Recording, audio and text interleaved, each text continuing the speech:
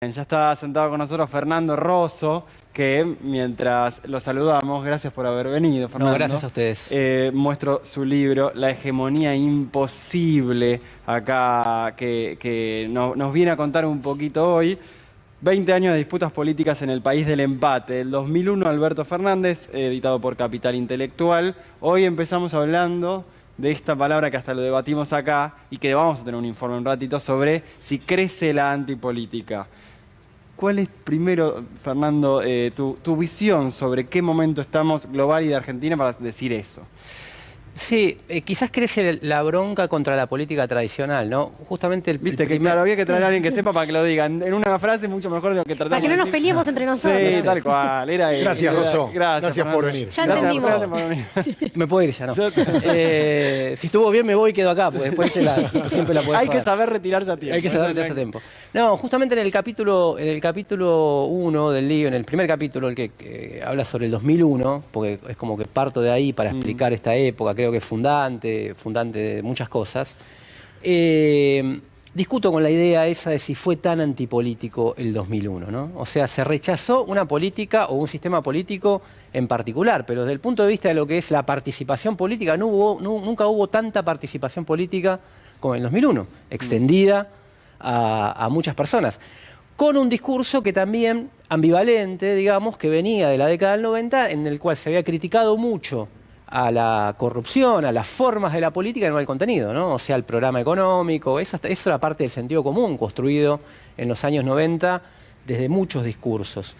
Y lo mismo ahora en Francia, por ejemplo, los estudiantes de la Sorbona, toman la Sorbona y dicen ni Le Pen ni Macron. Sí. ¿Es antipolítica o es que lo ven a Le Pen o es que lo tuvieron a Macron reprimiendo sábado a sábado los chalecos amarillos, que eran los que se quedaron afuera del sistema, y que dicen, bueno, basta, y están pensando en otra política? Ojo, no digo que ese fenómeno no exista, es el fenómeno de la antipolítica en general, ¿no?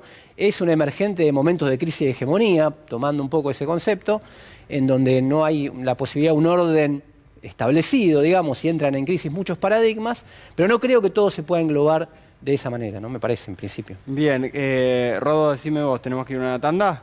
Vamos a una tanda que tenemos que hacer de 1 minuto, pero volvemos directamente con un informe que dispara un poco esto, hecho por Adrián Guillot, donde resume todo lo que fue pasando en el globo, para charlar un poquito, en el globo terráqueo, para charlar un poquito sobre también otra pregunta que les quiero hacer y que salió al principio del programa.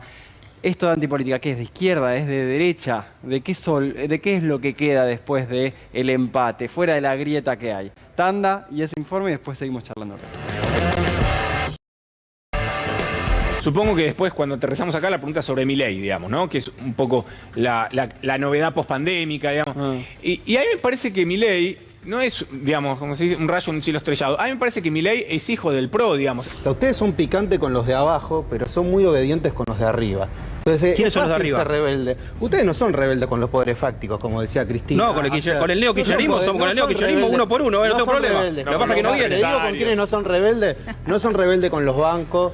No son rebeldes con el Con los bancos no, si queremos reformular el sistema financiero. No son rebeldes con la casta militar. Es decir, no son Pero pará, rebeldes con los poderes fácticos. ¿Me entendés? O sea, vos sos rebelde con el de abajo, el que cobra un plan social. No, pero pará, no estamos en contra del plan, no estamos en contra de los planes sociales. Milei, digamos, la antipolítica fue una de las emociones políticas que siempre trabajó el PRO, digamos, que fue en algún sentido un partido político para aquellos que desconfían de la política, desconfianza que también se produce. La desconfianza en la política es también una estrategia política. Acabo de decir que los déficits de este gobierno fortalecen una antipolítica que lleva a una derecha.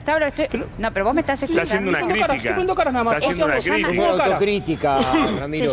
Y en algún sentido la antipolítica se devora a sus hijos. Es decir, el PRO cultivó y abrevó en la antipolítica y hoy esa emoción, ese malestar, lo representa Javier Milei. Y además Javier Milei es falso, digamos, hay una hipótesis de Javier Milei. La idea que expresa un malestar repartido transversalmente en la sociedad, digamos, contra la política. Y la única persona que sube en las encuestas, como vos acabas de decir, es Javier Milei. ¿Y Javier Milei qué descubrió? Descubrió que existe en la Argentina una casta política y que esa casta política ha tenido y tiene privilegios y la gente está cansada de los privilegios de esos políticos. ¿Hace antipolítica Milei? No. Estamos equivocados si decimos que Milei es la antipolítica. La verdad es que Javier Milei tiene una altísima penetración, efectivamente, electoral, pero en los votantes de Juntos por el Cambio. La antipolítica era el movimiento 501, que decía que había que irse bien lejos para no votar, o los que piden no votar. Él está en contra de esa manera de hacer política que considera que ha sido realizada por un grupo de gente que goza de privilegios. Tiene la mejor lectura de la opinión pública. En este momento la opinión pública está cansada de los privilegios de los políticos. Sí, es que vos no sos liberal. No soy liberal yo. No, por supuesto que soy? no. No, vos sos un neofascista, vos no sos liberal. Neofascista, me tira, sí, neofascista. disfrazado de liberal, no tenés nada de liberal. Yo creo que en la Argentina la clase que está confundida es la clase política. Los que representan a la clase política están confundidos. ¿Vos no sos político? Yo hoy soy un político nuevo, no soy un político tradicional. Bien, por suerte sigue Fernando Rosso con nosotros para que se estaba riendo un poco. ¿Qué, para vos, qué tiene más espacio para crecer en esto que estamos viendo? ¿La izquierda o la derecha? Para resumirlo de alguna manera. Oh, qué complicado, ¿no? Hay Pero- izquierda y derecha, hay un Milei que no sabe lo que es, y hay una izquierda que tiene lugar para crecer pero no tiene un referente claro. No, tomo lo que decía Fero antes, de fenómenos que no tienen tanta repercusión mediática en el centro del país, pero que son fenómenos importantes. O sea, si a Alejandro Vilca, que sacó el 24% de los votos en Jujuy, le dieran los minutos de televisión, esto ya es un problema. No creo que los candidatos sean solo construcción de los medios, pero algo, o de construcción, o de tiempo, o de radio, o lo que sea, que tiene Milei, quizás crecería también si de la bronca contra la política tradicional en Jujuy, contra Morales y contra su gobierno, lo expresa él. Si se toma el fenómeno nacional, la tercera fuerza fue la izquierda, no solamente Milei, ¿no? O sea, no solamente ahora, en Buenos Aires, particularmente en la ciudad de Buenos Aires, y radia en el AMBA, tiene un crecimiento. Yo creo que ahí hay una disputa política, ¿no? O sea, disputa ideológica que hay que darse, pero me parece que se planteaba, estoy de acuerdo con Nacho Ramírez, que planteaba la cuestión de que podía tomar esa bronca transversal que había en la sociedad, con la política y todo, pero me parece que también tiene que ver con las consecuencias de los resultados políticos, no solamente Claro, los resultados bueno. políticos gubernamentales. Sí, sí, En sí, Europa, el surgimiento de la ultraderecha, de Vox en España, de la ultraderecha en Francia, tuvo una historia anterior que fueron los gobiernos de lo que Tariq Ali llamó el extremo centro. Bueno, y acá llegamos con este libro de nuevo de Fernando que plantea 20 años de la Argentina del empate y empezamos el programa con este destacado que es esta nota del diario AR que dice: La Nueva Grieta, un estudio confirma el avance de la antipolítica en Argentina. Laboratorio de Estudios sobre Democracias y Autoritarismos dice que la grieta ya no se registra entre kirchnerismo y macrismo, sino entre los políticos y los demás. Entre los políticos tradicionales, nos acaba de explicar Fernando. Interpreta la emergencia de las figuras antisistema y asegura que la política enfrenta una crisis de representación. ¿Qué? Para mí la antipolítica es un instrumento de la derecha para atraer votantes que están con crisis de representación. Pero Alejandro Vilca...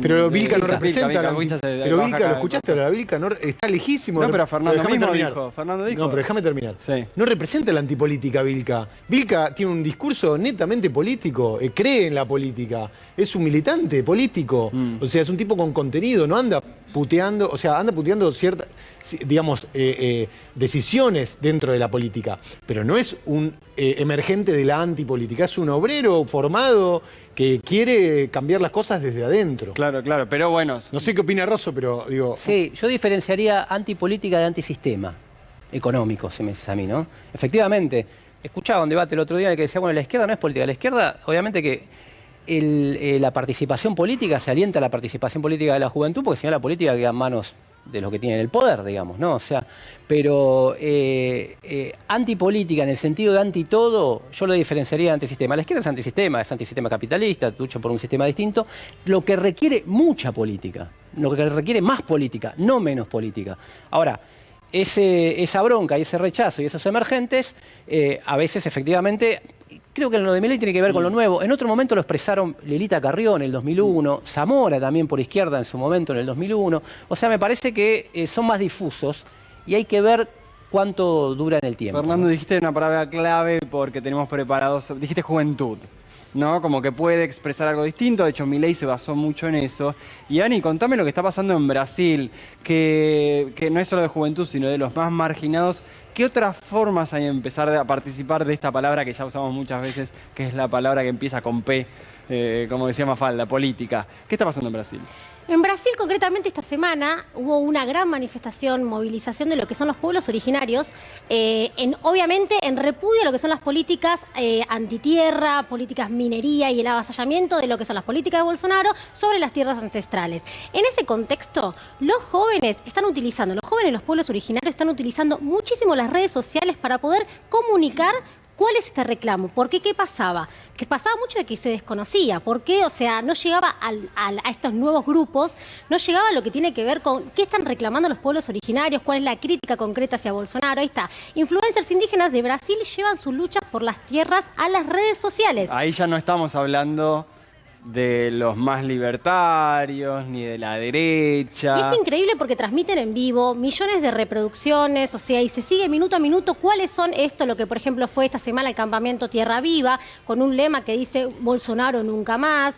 Concretamente esta semana están yendo contra las nuevas leyes que está impulsando el gobierno de derecha de Jair Bolsonaro para lo que sería usurpar tierras ancestrales en lo que es el detrimento del medio ambiente. Bueno, y ahí empieza, obviamente, estamos en una campaña, en una carrera presidencial donde Sí. Lula obviamente está muy bien posicionado, pero donde hay toda una parte de Brasil todavía muy afuera del, uso la palabra que nos trajo Fernando, sistema, ¿no? Entonces, hay todas estas nuevas formas que evidentemente acá las tomó un poco la derecha. Bueno, hay otros actores que los van tomando, incluso los influencers indígenas. Acá, ¿qué espacios, qué tribus pueden crecer para vos, Fernando, en una economía y una política cada vez más atomizada? ¿Quiénes son los que pueden crecer? Como demandantes, no ahora no que políticos, ¿qué tribus? Yo creo que la juventud siempre es un emergente, como está pasando en todo el mundo, como está pasando ahora en Francia. Pero creo también que esta vocinglería que tienen los libertarios está como sobre representada. ¿Por qué? Porque para mí muchos de los sindicatos, movimientos sociales que están adheridos al gobierno o que simpatizan con el gobierno o que apoyan la política del gobierno han regalado mucho la calle y el discurso combativo. Yo te digo, dice que va a ir a romper los piquetes y qué sé yo qué. Imagínate una movilización de la UOM, o del ESMATA, o de Luz y Fuerza, o de Camionero, y que vaya Marra con el movimiento antipiquetero y que diga yo voy a ocupar la calle. No es bueno, así, eso, no se da entonces, así. no, pero Sí, es verdad, sí, pero sí. digo, eso, ¿por qué tiene tanta potencia la voz de Marra aparte de lo mediático? Por la ausencia de lo otro. Y no porque lo otro tenga que llamar a hacer la revolución, la radicalización o la huelga general, sino, por ejemplo, un paro para que no se pierdan los salarios. Entonces, en la correlación de fuerzas sociales, creo que tiene una sobrerepresentación político-mediática por una pasividad de muchos sectores sociales, o porque confían en la política del gobierno, porque esperan, salvo desde diciembre del 2017, si no vamos más atrás al 2001, no hay movilización masiva en la Argentina. Bueno, eso hay que pensarlo en términos de qué pasa con los sindicatos, los movimientos sociales, etcétera, ¿no? Obvio. ¿Tenemos algo de Lula para pasar? Sí, un poquito con el marco de lo que estábamos conversando antes. Lula esta semana se presentó en este movimiento, en este acampe de Tierra Viva y dijo lo siguiente. Ahí esperamos un poquito, pero bueno, mientras le voy dejando la pregunta a Fernando. La intriga le generamos. La intriga le generamos, que es si hay lugar después de Lula, después no, estamos atravesando Lula, estamos atravesando Cristina, pero de acá a algunos años. ¿Hay lugar para liderazgos tan fuertes de esos líderes que conocen en todas partes del país? ¿O es cada vez más complejo? Porque las redes sociales es verdad que podés llegar a todos lados, pero es menos totalitario de lo que era la comunicación antes. Mira, es interesante la pregunta porque va a lo que creo que es uno de los ejes que trato de poner en el libro, que en el último tiempo se analizó la política muy en términos superestructurales, ¿no? Entonces, ¿de dónde emergen los líderes? ¿Crecen en el vacío? ¿De dónde surgen? Los gobiernos de la primera ola de los gobiernos progresistas estuvieron precedidos por fenómenos de movilización popular en todo el continente, que fueron desde Ecuador a Brasil menos, a Bolivia, a Venezuela antes, a la Argentina con el 2001, la guerra del gas, la guerra del agua, las movilizaciones campesinas e indígenas en Ecuador. Y creo que depende mucho de eso. Boric es un emergente de lo que pasó en Chile. Hay que ver qué es lo que puede hacer Boric, es lo que nos estamos preguntando Claro. todos, ¿no? Pero fue un emergente de la movilización que surgió, del proceso que llevó 2 o 3 años y que cambió en gran parte el sistema político. ¿Es un chileno. líder para vos? Sí, por supuesto, es un líder. O sea, evidentemente llegó a presidente, aunque no coincida con todos sus lineamientos políticos, ¿no? Pero evidentemente es un emergente de eso. Ahora, sin esa, que es el eje que yo pongo, sin esos procesos de movilización, que no sabemos cómo pueden surgir. Al 2001, un tiempo antes nadie lo esperaba. ¿Está bien? Y este estudio que ustedes toman, yo tomo en el libro los mismos investigadores, Ezequiel Ipar y otros, que hablan de que lo que persiste en los focus group, que lo que dicen que lo que le persiste en la cabeza a los argentinos, sobre todo a los jóvenes, es la crisis. Que se sienten como un boxeador en un rincón que le están dando de acá con la inflación, con que no tienen casa, con que no tienen laburo, con la precarización laboral, y que eso es un emergente que puede ser, hoy te lo voto a Milei porque tengo bronca y mañana puedo salir a la calle también. O sea que se está generando un clima, por la falta de resultados económicos, políticos, que genera un poco esto, ¿no? El rechazo a la política aparece ligado al engaño, la falta de capacidad y la lejanía con nuestros problemas. Ella y los políticos aparecen como responsables de una crisis que no tiene fin ni alternativas, dice este estudio, citado en tu libro y citado también en la nota que decíamos recién. Y bueno, claro, aparte habiendo tantos problemas en esta nueva era y con uno más grande que es la desigualdad, evidentemente eso van haciendo. Fernando, bueno, volvemos a recomendar el libro, La hegemonía imposible, 20 años de disputas políticas en el país del empate. 20 años del 2001 se cumplieron el año pasado, pero todavía estas demandas de las cuales hablamos van generando nuevas cosas. Así como la crisis económica que estamos viviendo viene de 2008 y son crisis largas, esto va teniendo soluciones que evidentemente son de mecha corta. Claro, tal cual. Bueno, O por lo menos no tan a mediano plazo, digamos, es muy difícil establecer un orden, ¿no? Claro. Bueno, Fernando, muchas gracias por habernos a ustedes. visitado.